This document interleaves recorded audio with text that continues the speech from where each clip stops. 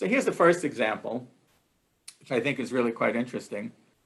This goes back to 2013, and this was an incident that took place in India, in the state of Uttar Pradesh, where you have both Hindu and Muslim populations living side by side. And there's a lot of tension. So there was an incident where a Muslim boy was hassling a Hindu girl, and the girl went to her brother to complain. And her brother and his cousin, they went to pay this Muslim boy a visit, and the Muslim boy ended up dead.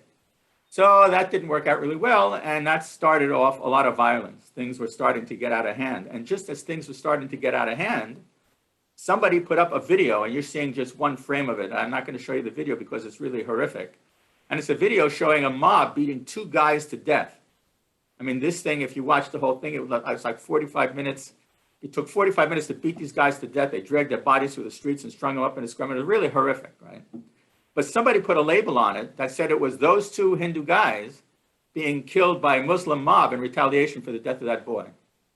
Once that video went up, the violence exploded. I mean, it got to a point where at the end of the day, the Indian government had to bring in 13,000 troops to put down the violence. I mean, that's pretty serious violence. Now, it turns out that the video, it really did show two guys getting beaten to death by a mob.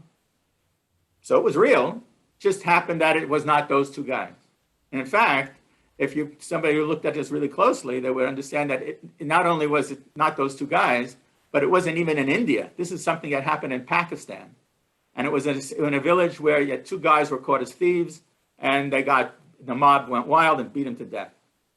So it wasn't a Hindu-Muslim thing. It was just strictly just a local thing. None of them were Hindus. They were all Muslims. It was in Pakistan. So it had nothing to do with any of the Muslim-Hindu relations. But the person who put this video up did what I would call a cognitive vulnerability analysis, which is a fancy way of saying, what is it that people are prepared to believe and accept without too much critical thinking? So when this video went up, people were ready to believe it. And so they just bought it. And that's part of the key to the success of any of these kinds of missions. It has to play on and amplify something which is already out there. So that's really key. You have to keep that in mind. If you're in the disinformation business, it doesn't really work to make something out of nothing. I mean, that's really a myth. You have to make something out of something that's already there and really amplify it. I mean, one of the greatest examples of disinformation from the last century was a document called Protocols of the Elders of Zion. And it was an anti-Semitic tract, and it was published, it came out of Russia, supposedly. And this thing was unbelievable. I mean, so the history of it is really interesting. So you may have heard of it, what the Russians are doing in disinformation, and before them, the KGB, what the KGB was doing with disinformation.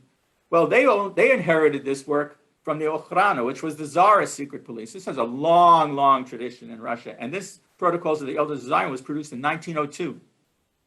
And it's still in circulation today. It was produced by this guy, Rachkovsky, who was the head of the Okhrana, the Tsarist secret police office in Paris. And he was really big on all these kind of tricks. This thing was so effective, right? It was so effective that in the 20s, Henry Ford got a hold of this, had it translated, and had printed up 500,000 copies of this nonsense and distributed to people. And when the story was debunked as being a fake in the later 20s, Ford's reaction was, okay, so I got bad information, so what? He was unimpressed. He said, okay, maybe the thing was fake, but the thought behind it is correct. So it built on something which was, anti-Semitism was there, it was just exploited. I mean, this same document was taken over by the Nazis. They used it for their business. It was then later taken over by the Soviets. They used it for their business. So, I mean, and in fact, this document is still in circulation today. You can go out on the internet and you can find it. So it was actually a brilliant piece of work, and it played on something which was out there. It just built on existing anti-Semitism and amplified that. And that's why it works. So that's always a thing to keep in mind.